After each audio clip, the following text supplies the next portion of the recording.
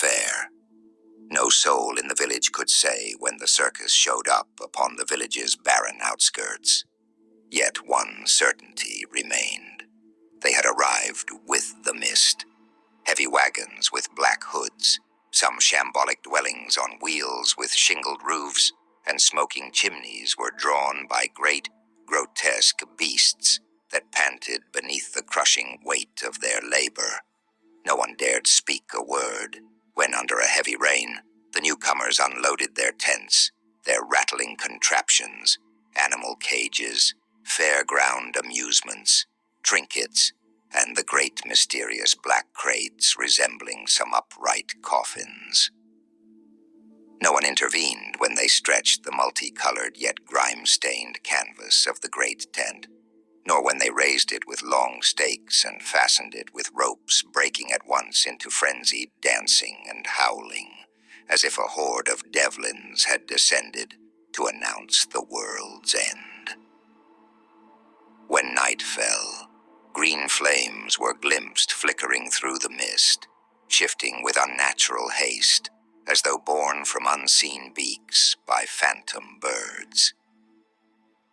Next day, the children were the first to run toward the circus, slipping between the stalls and tents, staring wide-eyed at the bearded woman, the snake charmer, the strongest man alive, or the foldable man, a scrawny fellow with a great hooked nose who could fold himself entirely into a tiny box. The villagers followed soon after, curiosity guiding their steps, for travelers seldom passed through this part of the world, even if they were as uncanny as the circus saltimbanques.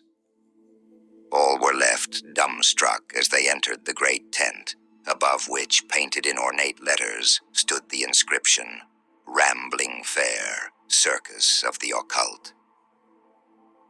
None were surprised when the children were offered gingerbread and sweetmeats by the ringmaster, a gaunt man with black mustache and a vile grin, who bade them all take their places upon the cramped circular bleachers.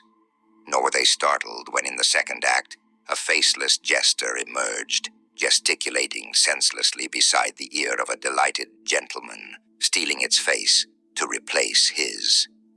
Nor even when a village woman was invited to be sawed in half by a tall, pallid man, who bore himself with deadly seriousness, and even when, screaming from the depths of her lungs, the woman rolled her eyes back, collapsing limply as blood poured beneath the box.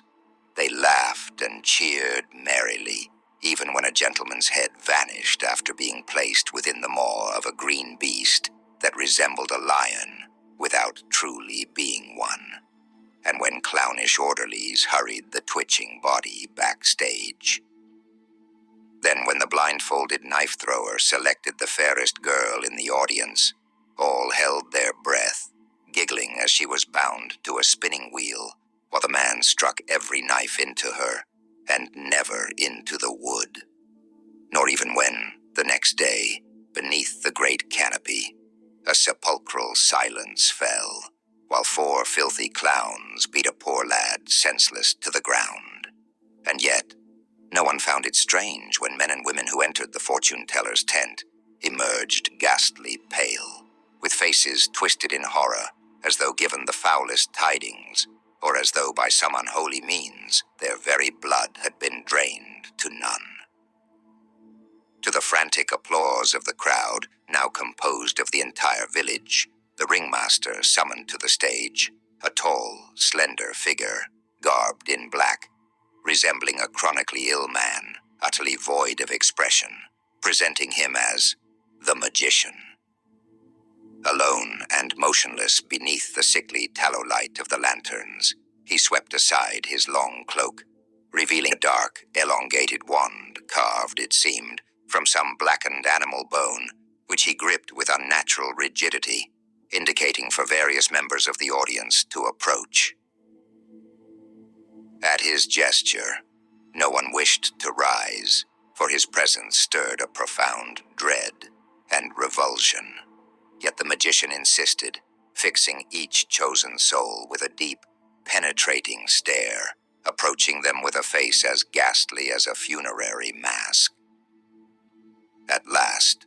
Several young women rose in terror, permeated by cold sweats and sinister smiles, and were ushered to the center of the stage, where three great black crates stood, plain, ominous, emanating an unworldly energy, as though all present shared a simmering terror, communal and dreadful, that made their hearts thrum violently. When the girls were tightly bound by the magician's assistants, whose faces appeared blurred, as if their features had been unnaturally smudged, one girl's father leapt to his feet, demanding her immediate release. Yet neither the magician nor his helpers paid him heed until he attempted to stride toward the stage. Only then, lifting his gaze from the bound maidens, did the magician give a slight nod. The assistants seized the man, gagged him, placed a sack over his head, and forced him into one of the black crates, his muffled screams fading as the hatch slammed shut, as though he'd been cast into hell's pit. Then, others among the spectators rose, demanding the immediate cessation of the act. Yet, just as before, they were ignored, and soon additional attendants appeared to seize them and hurl them into the black crates.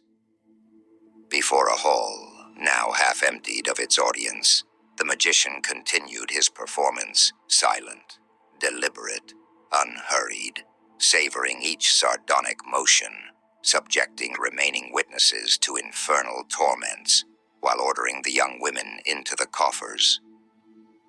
No sooner had the lids been shut, and their screams died away, than the magician demanded applause. And when none came, he commanded his assistants to lash the public with whips and small wooden batons, until all complied in a frenzy of collective panic and terror. Before long, from behind the door of one crate, a knocking was heard, a sole tap-tap, sharp and brisk, which made the blood of every onlooker congeal in their veins and their hearts stutter in their chests.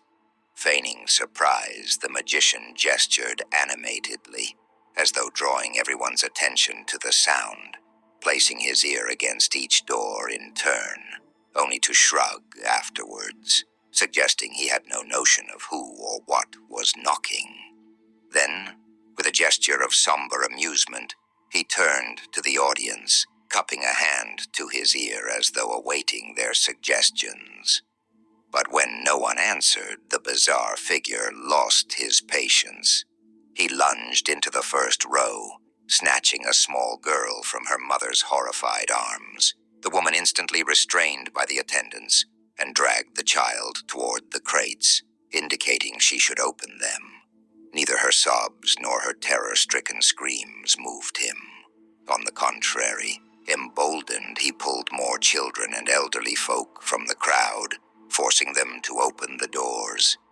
One frail old man was struck over the head by an attendant until he collapsed unconscious, having resisted the trick, and the magician gestured his profound disappointment. At that moment, a terrified father leapt up from the audience, offering himself in exchange for the other's freedom, an initiative the magician received with a pantomime of wild applause. As the man approached the first crate, trembling beneath the sickly glow of the tallow chandelier, a tomb-like silence flooded the dark circus tent, its faces frozen and chalk-white with dread. In his eyes one could read horror that had surpassed fear of the unknown or of death, bearing within it the totalitarian spores of madness. With trembling hands and a contorted body, he slowly pulled open the first door. Its hinges gave a spine-tingling screech before it swung aside, and the man was blasted with a sudden explosion of multicolored confetti, while a sardonic orchestra of scabrous clowns let out a pitiful honk from their broken horns, making the entire crowd jolt. The magician shook his head with profound disappointment and hid his face in his palm. After a few moments of stillness, he abruptly straightened, raising a finger as though struck by a brilliant idea, and indicated the second crate, the one at the center of the stage. Again he demanded applause, but the hall remained inert, as though its audience had been transformed into lifeless dolls under the spell of a general hypnosis. Approaching the second door, he knocked briefly, another tap-tap, identical to the earlier sound, yet the crate remained silent. With a terrified expression and lips drained white, the man looked to the magician, who confirmed he should open it. Still, his hands hesitated. It was as if his body refused to obey him, as though something deep within posed an insurmountable barrier, something unearthly, terrifying, something that made every muscle in his face tremble uncontrollably in unnatural grimaces. At last, with his nerves in tatters, he shut his eyes and pulled the door open, raising his arms to shield himself. But behind the door there was only a brightly colored box, about half a man's height. The man remained frozen, peering between his fingers. The magician approached and patted his rigid shoulders in a mockingly friendly way, urging him to open it. But once again, as was to be expected, the man refused. Two attendants stepped in and removed the box from its cramped vertical recess, leaving the door gaping open onto a darkness that swallowed all light, a bottomless abyss. The clown fanfare began to chant a parody of a tune upon their false, grotesque instruments, and the magician drew near, listening to the box through a small speaking horn. For some moments he inspected it attentively, as a doctor to his patient. Yet when it did nothing, he invited his volunteer to lift the lid. By now the man seemed to have lost all reason. He began first to smile, then to laugh outright like a madman, clapping alone toward the petrified audience. Only after calming himself did he ready his hands to open the box's hatch, which bore a small keyhole. The man shrugged, indicating he had no means of opening it, but the latter came close, pretending to search his pockets, and produced a tiny key from the man's coat, presenting it to the audience as a grand revelation. At last, the key was seized and inserted into the box's small opening. A sharp click was heard, followed instantly by a loud bang, which sent the hatch flying open and releasing a large papier-mâché clown, bouncing upon a single spring leg, eliciting shrieks of terror from the crowd and causing several women to faint. The man had now passed the second trial, and all eyes shifted toward the third crate, positioned at the right side of the stage. The brass band broke in with a sardonic, funereal ditty, heralding the imminent end of the illusionist's dreadful pageant. For a heartbeat, the man froze, his features locked into a singular grimace of revelation and of grim understanding. He had reached the final door. With false emotion, the magician laid a hand upon his shoulder and sighed.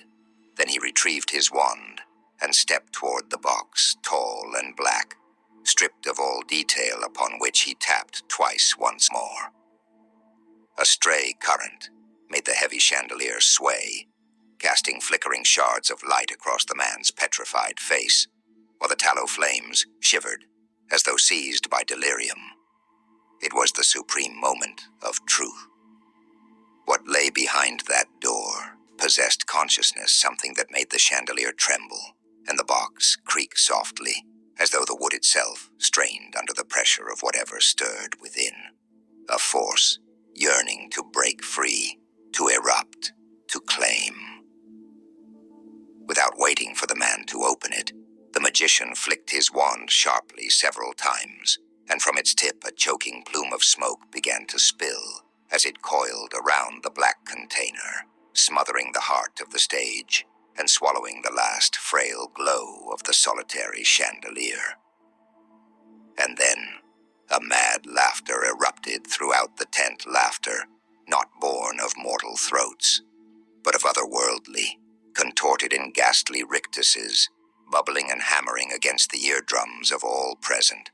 A laughter from another realm, a realm of night, where humankind had never been meant to tread. A laughter like the world's final unmaking, merciless, phantasmagoric, deafening reality itself.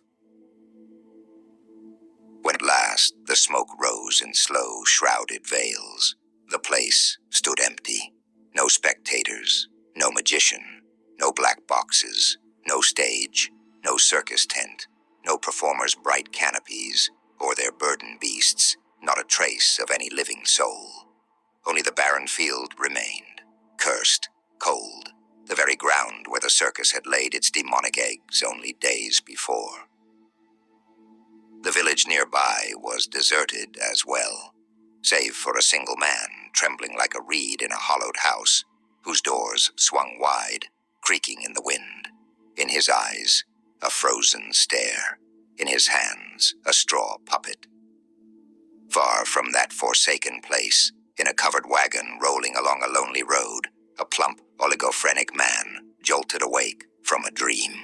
Sweat drenched his body, his disproportionate eyes wandering in an inner maelstrom. "Angus, dear, have you fallen asleep back there again?" hissed the sharp voice of the old hag holding the reins. The man mumbled a string of senseless syllables, wiped the drool from his chin with his sleeve, and let out a deep, guttural moan as the wagon jolted along the rough-hewn path toward the heart of Darkian.